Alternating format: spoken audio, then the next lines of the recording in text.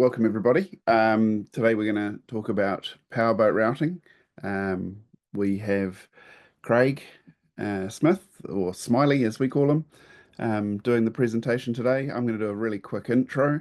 My name is Nick Olson, and yeah, we should be in for a bit of a treat with Smilie talking to us today about powerboat routing.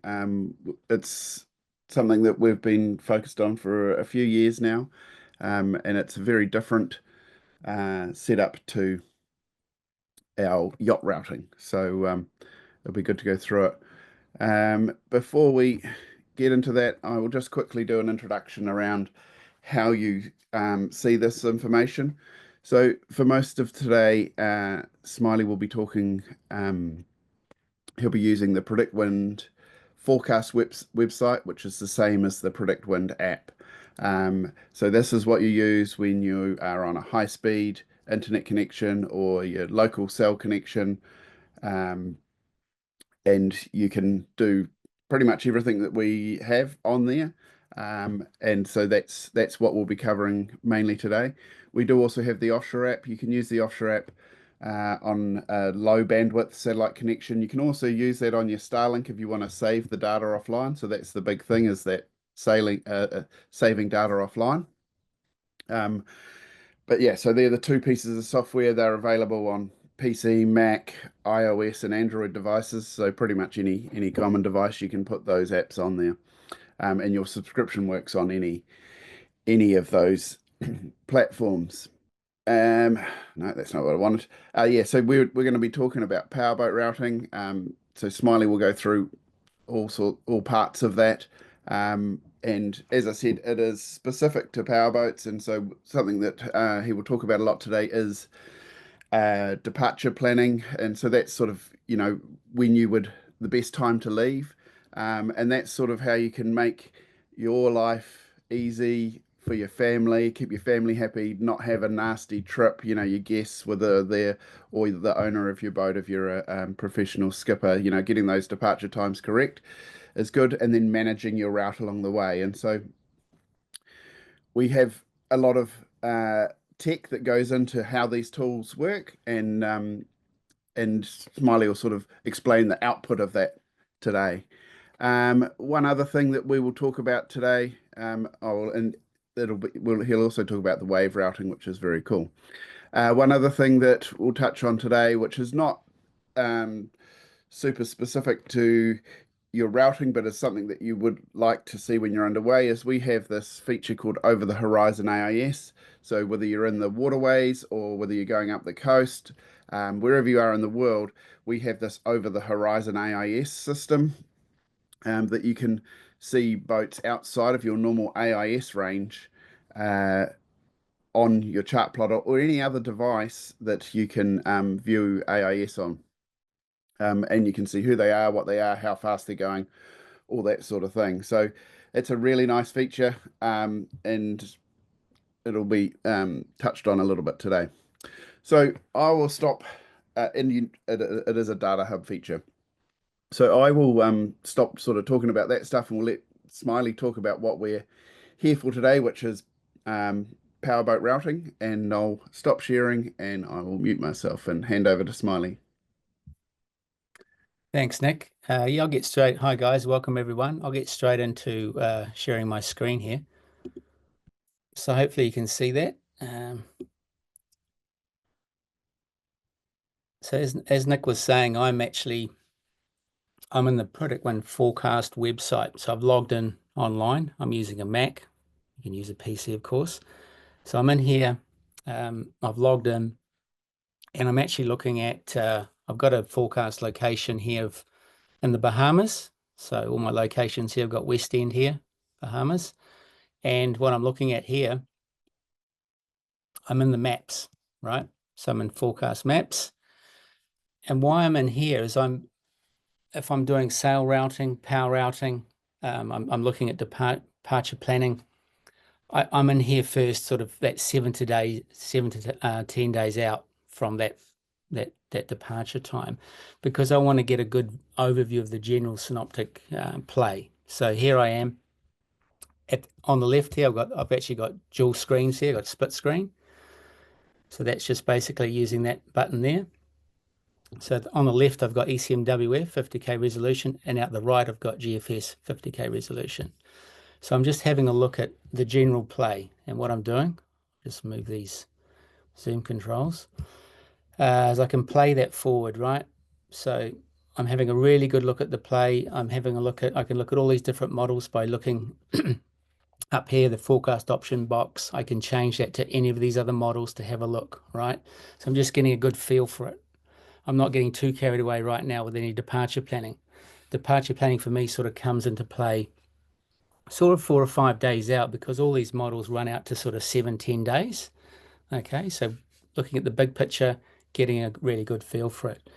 Now this animation view is pretty cool, but I'm into the wind arrows, right? So for me, with wind arrows, I can actually see the contour lines. See the isobars here, and any point on this wind map, I can see, I can see the barometer there, 1,002 hectopascals there, that low wind speed, that sort of thing. So this is what I spend a lot of time at. I would do this twice a day, say 7 days out, when the models update in the morning at night, and I'll just really have a good look to see what the big picture is. So from here, like I say, I would get into departure planning. So for departure planning on the forecast website, as Nick alluded to, is the look and feel is very much the same as the PredictWind app. So just on my scrolling down here, departure planning, I'll then go not sail planning, I'm power planning. Okay. So what I'll do is I'll set a route. I'll go from, got a few set up here. Let's do one. So I'm going to go from West End in the Bahamas up to Newport, Rhode Island. Okay. So first thing I want to do, if you're new to this, is you need to set up your boat's polars. Okay. So in here, I'm in the power planning preferences. So what I want to do for departure planning is pick 4 models. I don't need to get too carried away. I've got PWG, PWE, ECMWF, and GFS. Okay, just choose 4. I've got map follows boat when animated routes, just a nice feature, and I've got show extreme weather warnings, really important. Now, we're going to talk about how you set up, your boat's performance. So what we want to do here is I've got the height, I've got it in meters. You can set this to feet, but basically it's the water line up to the top of the wheelhouse. I've got my economic boat speed in knots. I've got economic revs, 1600, and I've got my fuel consumption, which is 11.7 litres an hour. I happen to be a power monohull. This is a trawler style vessel, and I've got my displacement, length of waterline, beam, and draft. Okay, so what they are, that's my displacement, length of waterline, of course. Hull draft is a canoe body shape, and we've got the beam.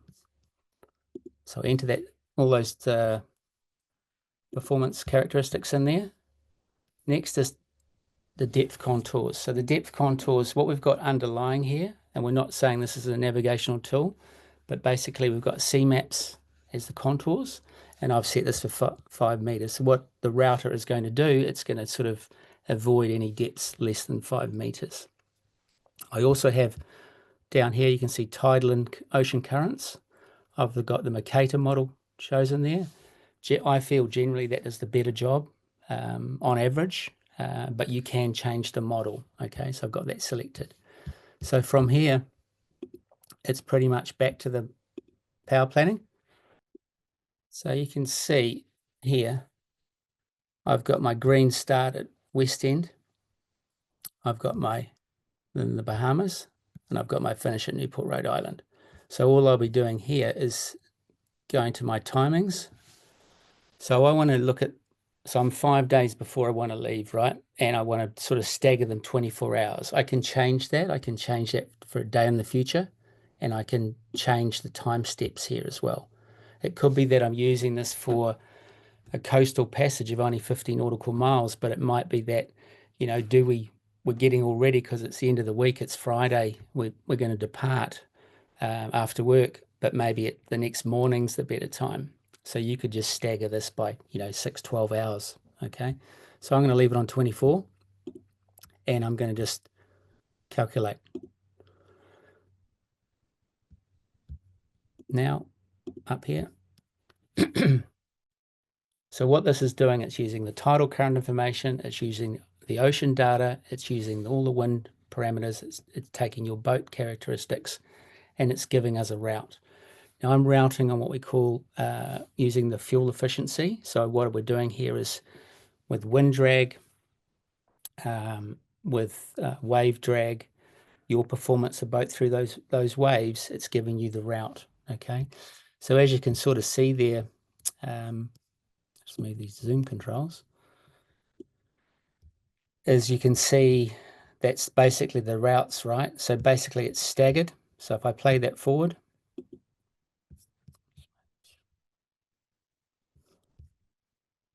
the boats will start on that route. I'm looking at the PWG route. See bottom right here, I've got PWG. Now this is all great, and what it's actually, well, it's not so great. That's a terrible route because I've got all these warnings on it, right? There's a lot going on here. So if I click on a warning, it'll give me departure 1, there's roll, and we'll talk about that in a minute. If I click down here, I've got vertical acceleration on departure 1.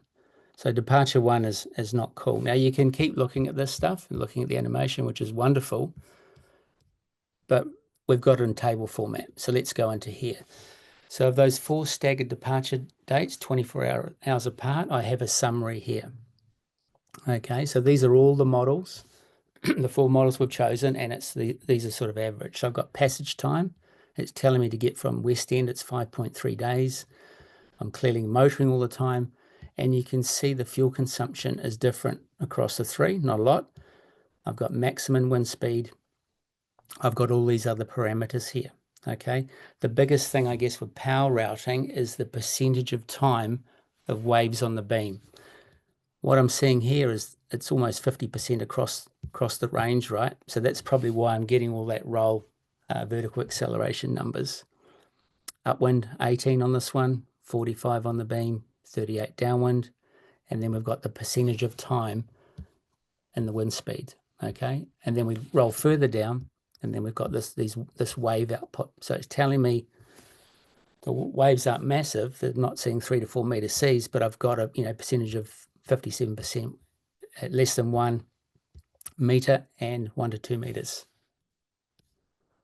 So what I would be saying here is, like, for me, none of those departures are probably that great, just because on the beam. But let's have a bit of a dig into this. So we can, these are, like I say, these are the averaged. We can actually go to all the modeling if we want to dig a bit further into it. But what we'll do, we'll just pick one of these, and I'll go straight into weather routing, and we'll look at the output. So let's just go to weather routing now, power routing. And I'm going to run the weather route, right? So here we are, we're at West End, nothing's changed, and all my parameters I've set for the actual departure planning exactly the same. There's nothing I need to do. But basically I'm going to just do it now. But clearly on those 4 days, it's not a good time. So I would actually abandon this. I would actually then just have another look at it the next day, and I could do some departure planning further in the future with time steps out that 24 hours to get that sort of weather window we want to see. Because as Nick says, it's all about the departure time, isn't it? Whether it's a good passage or not. So I've got all this stuff here again. I've got this routing going on. What I would tend to do here is I'm looking at the wind, but I've got all these other fabulous this output here. So I go to currents, right? Let's have a look at this, because what I've told the router to do is take advantage of the Gulf Stream here. Right, so basically we're seeing that.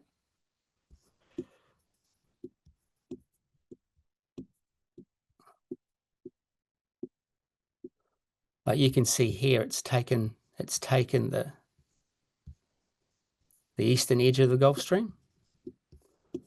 You know, it's gone from West End here. It's actually triggered out from West End Bahamas, and it's gone straight into the Gulf Stream. Okay, so it wants to use that. So it's using the tidal component and then the ocean component of the Gulf Stream. Now it's whacked up these warnings, right? So I've got this vertical acceleration, I've got this wind against current. So it's just chucking up, I've got vertical acceleration here, you know, and all that good seamanship comes into play here. I mean, generally speaking, you want to stay out of the Gulf Stream with any northerly component wind direction, right? It just makes the whole Gulf Stream pretty ugly with sea state. I've got another warning up here. So it's roll. So you just wouldn't go, right? So how you would be doing this, this is how I'd pick the day, then get into the departure planning, because you have this wonderful data set we'll get to in a second. So here I can see the currents. I can actually see, you know, the sea temperature. So I can see, you know, in here, I'm, you know, sorry, you guys in the States, I'm in Celsius right now, but you can see that, you know, it's taking me into the 26 degrees stuff. You know, we're getting to that sort of warm flow. So you could, for planning here, deciding which model, you could use the SST, and then you could Mercator, the RTOFS, just go between those two models and potentially see where the edges are. Now, this is all wonderful stuff, right? We're getting into the Gulf Stream. What it's doing, it's using that western edge, but maybe you want to, sorry, it's using the eastern edge, but maybe you want to use the western edge going from Bahamas up to Newport, Rhode Island, say, because if you have anything mechanically wrong with the vessel, maybe it's safe harbor is one of the ports up the coastline, okay? And how you would do that, you would actually put a waypoint in. So you could actually force the router to use a waypoint out the side here. You could put one out here, you cross the Gulf Stream early, and then work up this western edge, okay? Now, this is all wonderful. We've got all the models there. I'm on sea temp, of course, back into wind.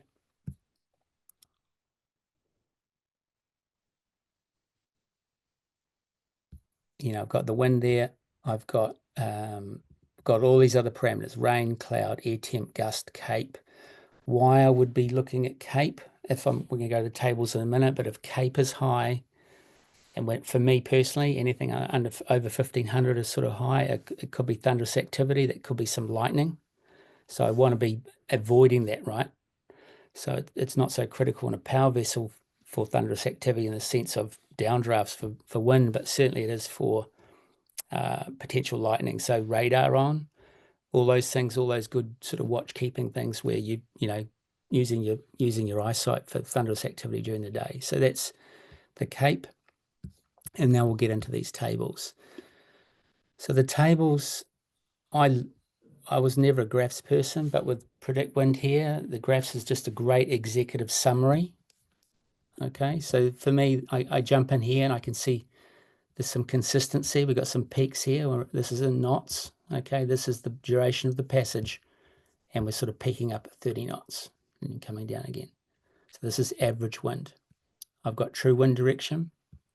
You know, I don't want to see any northerly component if I'm taking on the Gulf Stream. True wind angle, don't have to really worry about that.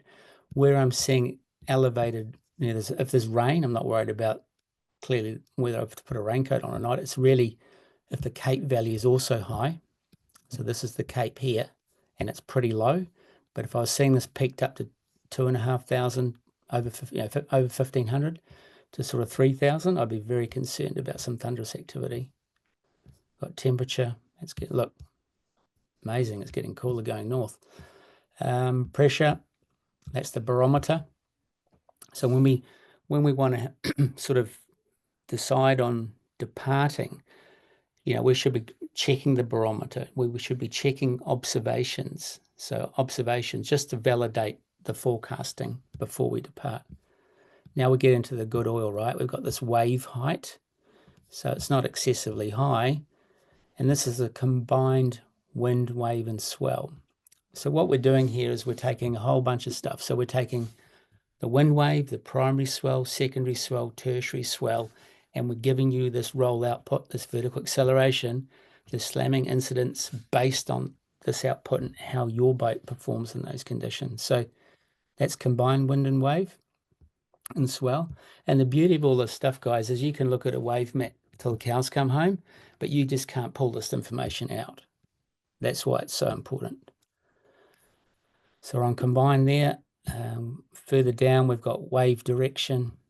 We've got wave period. We know that a short period is really uncomfortable. We've got current. You know, we're working in the Gulf Stream. We've got 2.5 knots. We're peaking up to 3.5 here at the top end, which is, you know, not a day and a half out. We're getting into a real strong stream here, 5.5 knots. The current direction, it's all favorable, of course. I've got my fuel consumption, okay? And this is where we get into this roll. So this roll is,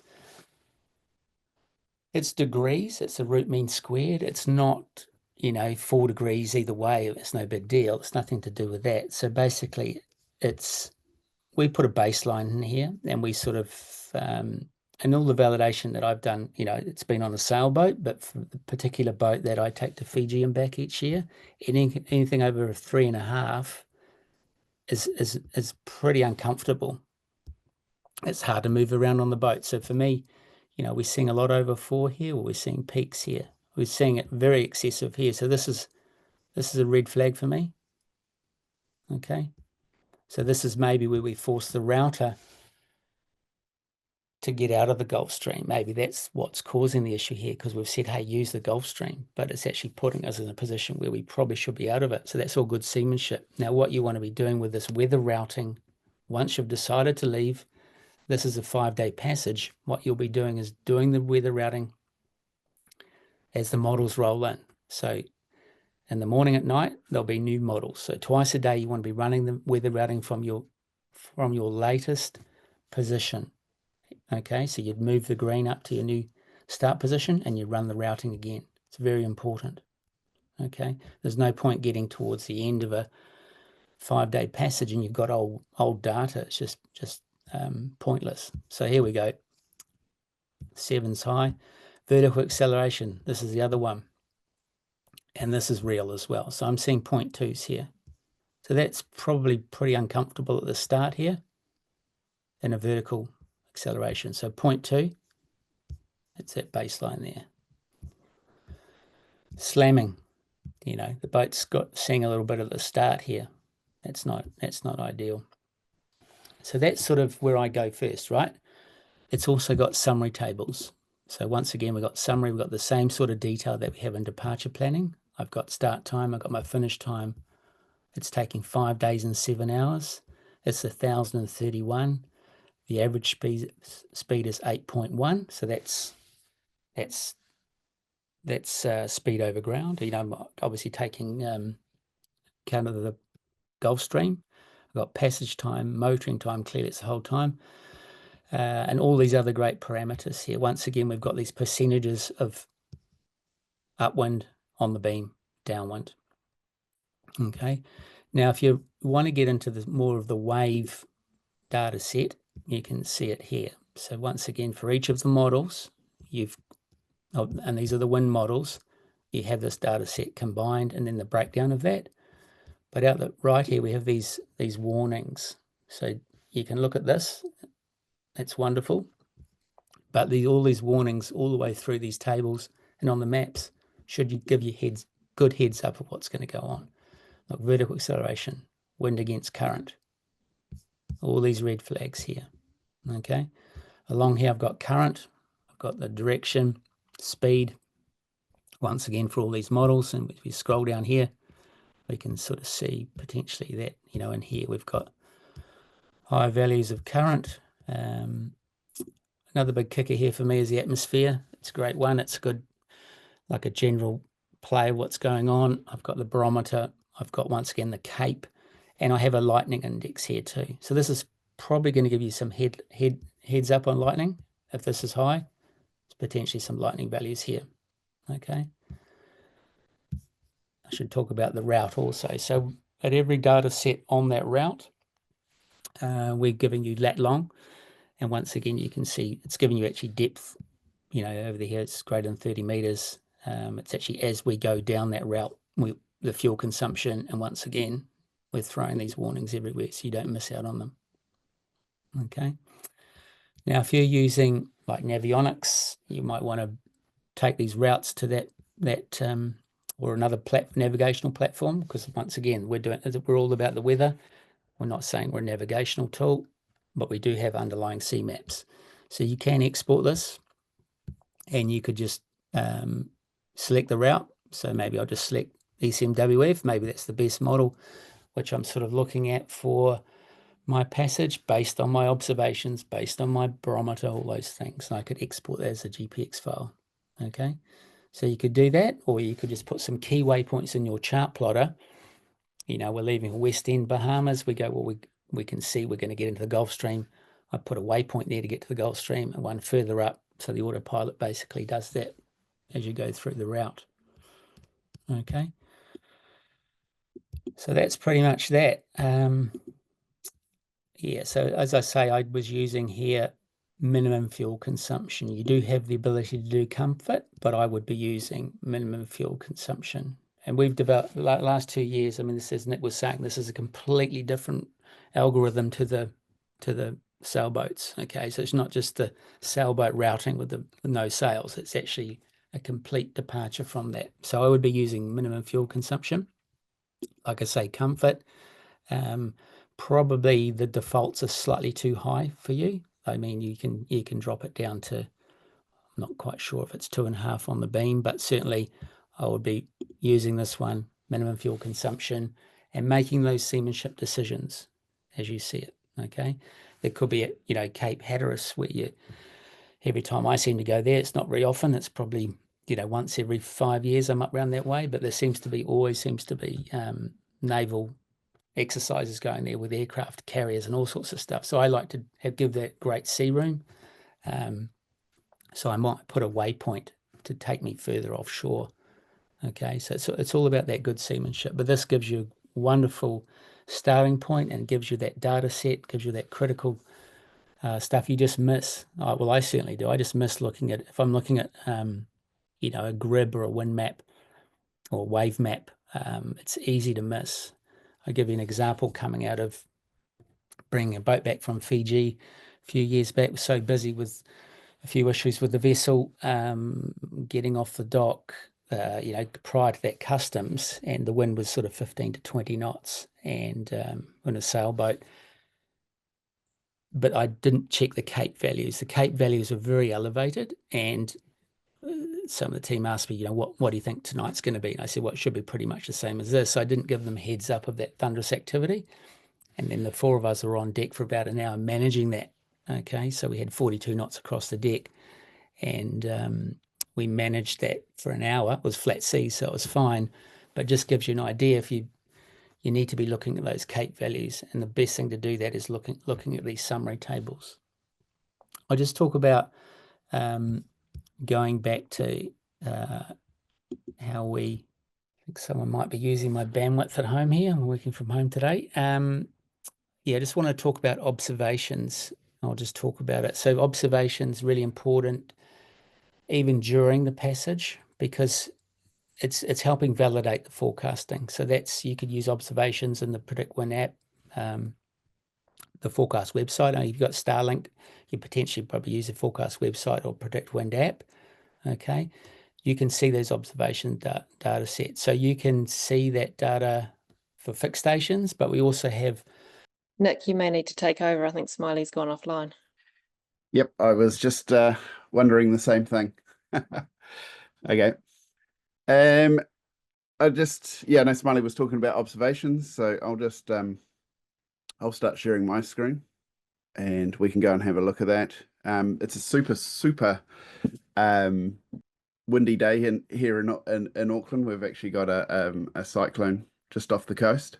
So yeah, he was talking about observations and validating forecasts with them. I mean, as you can see, we've got not far from where I live, we've had 73 knots overnight, and that's because of this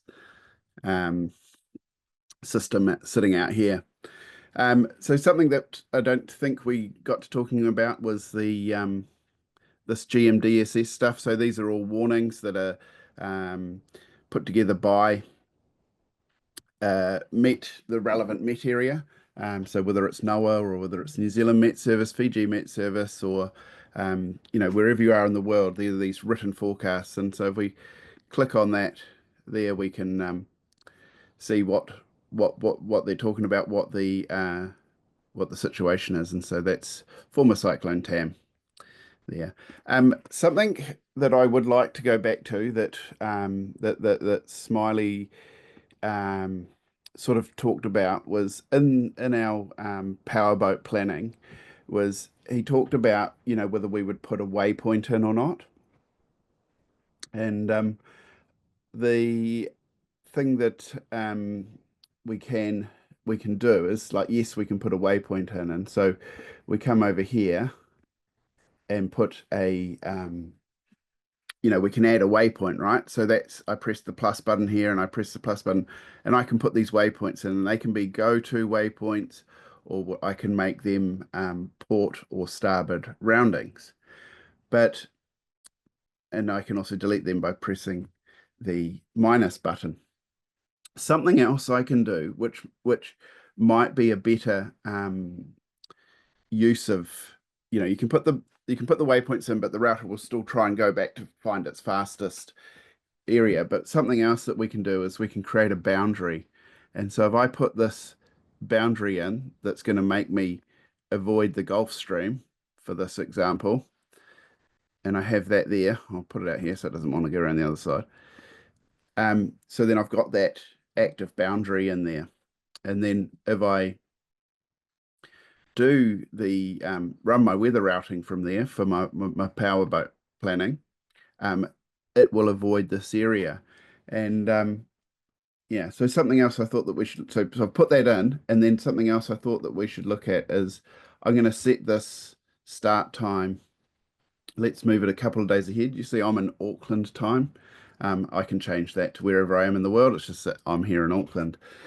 So I've got that a few days ahead, the our power planning time, and I actually wanted to see if we could actually find a good time to depart. And I could actually just go back to the maps, the big maps, and probably see a good time. But let's run that there now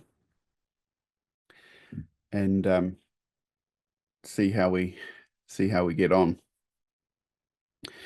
So as Smilie mentioned before, this does a whole lot of calculating to do that. You can see it wants to hug right along the side of my boundary there.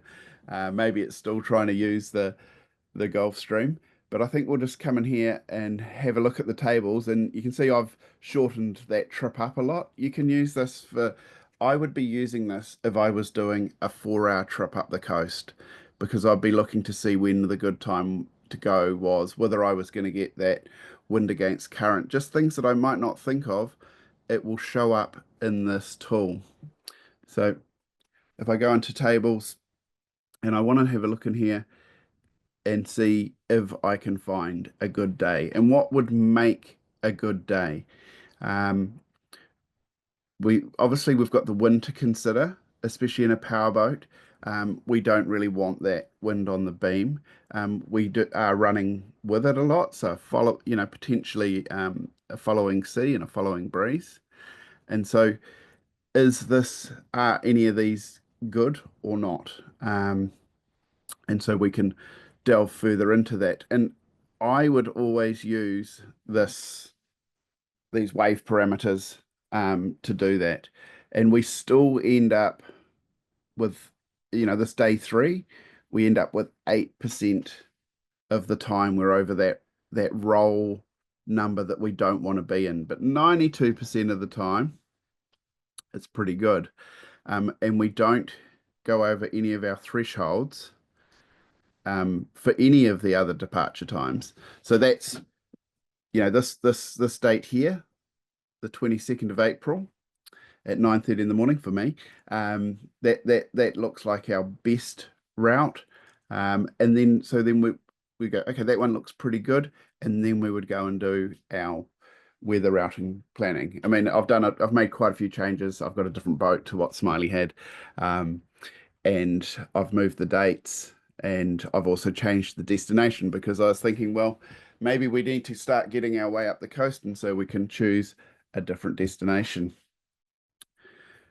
So we do have that there. I want to just have a quick look at the currents to see maybe I didn't make my my boundary big enough to push us in. Yeah, no, I didn't really. So I could go and adjust that. Could come in here, boundaries, edit boundaries, and I could push that. Could zoom in here and push that right across to get out of that Gulf Stream and push it in up here. And so our router will go around that. So if I just zoom out a bit, now that we've got that set a bit better, and click that, and then I'll download again. So you can keep downloading these routes as many times as you want. Update it when you're on your passage to see, from where you are, and see how we go. We're still getting a heap of warnings here, but they may be for, so departure 2, departure 2, departure 2. So maybe our if we do this, maybe our third day is better. So let's go and have a look. Get rid of that. Let's come down here, and you'll see that our roll is only 2% of the time now. So that could actually be when we're just crossing the Gulf Stream. So I would go and run my power routing for the 22nd of April. So we'll quickly go and do that, just so that we can sort of understand how we can use this tool to make it useful for us. And so we know that most of these things are pretty good. I don't like the wind on the beam, but the fact that we don't have that roll, maybe it's going to be okay. But it is quite windy still, 8 to 20 knots. And if we've got that on the beam, maybe that's not that nice. So let's go to weather routing, go to power routing. We're going to do the 22nd, aren't we? So we come up here to our time, and I'm going to change that time to the 22nd, and we are going to calculate our route. We've got our boundary in there, so the route is going to go around the boundary, should help us to avoid the Gulf Stream. And you see that we've calculated that pretty quick. Let's just zoom in, and you'll see that I've actually got no warnings showing up on my route, so that's good. Maybe we're doing a good job here. This early on, we've got that wind on our beam, and we know we've got the Gulf Stream running up here. So it's coming, across, the wind is coming across the Gulf Stream. So maybe this is where our bumpy bit is, and we can go and have a look at that. But I think we've got the wind is probably our main factor here. Can we handle a bit of on the beam breeze? Maybe. And we can also come across and have a look at the waves for that route as well. So change to the E model, and we can see our waves, so they are on the beam. Maybe it's not that nice, but we've definitely got a better looking route than what we had previously. And I come into my tables, and you see there's my wind speed and my wind direction, and that's true to the boat. So, and this is why we're getting this on the beam stuff, because you'll see we're in this, 100 to 160 sort of range on the beam. What I did want to come and have a look at was our wave period and etc. So that's us crossing the Gulf Stream there. You can see the current speed. And then here's our roll. So yeah, we do have that wind and that wave on the beam, and so we do actually have a fair bit of roll. So maybe this is just not a good time to do the passage. We might need to look for a different window. Our vertical acceleration is not too high, And we do have a period where that slamming incidence that's very, very small. But this is our big concern, is that, you know, yes, we haven't reached that 4 degrees threshold, but as we can tell from that wind and that wave on our beam, that it is going to be a bit of a rolly trip. So we haven't triggered the warnings, we've avoided the Gulf Stream, but we still haven't got the perfect time to leave. So we might need to go back and look at the big picture, you know, come back to our forecasts maps and look at, you know, a time when we can see a better thing. And obviously, as you can see, for the Pacific, New Zealand and the Tasman and the Pacific today, not good. Do I have any US location set up? Not right there, but I could easily set one up and look at that. So I think that was pretty much what we were going to cover around the Powerboat routing. I'll stop sharing my screen, and we will, if you have any questions about Powerboat routing, please reach out to our support team. They're there to answer questions for you. And yeah, so reach out to them on support@PredictWind. If you feel a bit lost with it, we do onboarding, so you can have a one-on-one chat. Our team are always there to help, regardless. So yeah, reach out to them, and yeah, I'll wrap that up there.